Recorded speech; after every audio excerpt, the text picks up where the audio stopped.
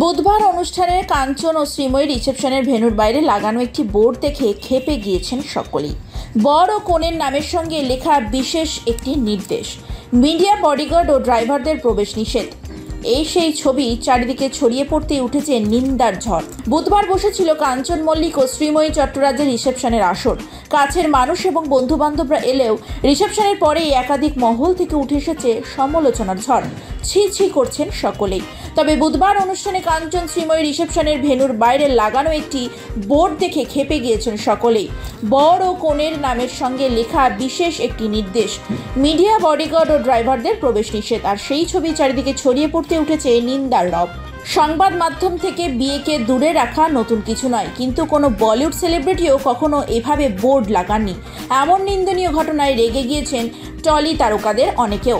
সমাজের বিভিন্ন পেশা ও শ্রেণীর নাম উল্লেখ করে হেন বোর্ড লাগানোকে ভালোভাবে নেয়নি কেউই।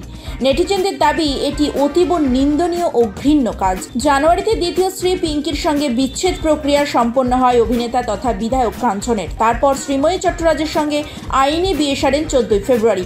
এরপর 2রা মার্চ সামাজিক বিবাহ হয় তাদের। এর আগেও শ্রীময়ী লেখেন, আমরা খুব দুঃখিত, আমরা 6 তারিখে কোনো প্রেস জার্নালিস্ট বন্ধুদের প্রবেশ করাচ্ছি না, কারণ অনেকের সঙ্গে সুসম্পর্ক, সকলেই বলেছেন কভার করব, তাই একজনকে আসতে অনুমতি দিলে আরেকজনের খারাপ লাগতে পারে। কাঞ্চন স্ট্রিক্টলি না বলে দিয়েছে, কিন্তু আমি কথা দিচ্ছি ভিডিও, ছবি সব আমি তোমাদের পাঠাবো 6 মার্চের পরে। প্রতিশ্রুতি না রাখায় দুঃখিত।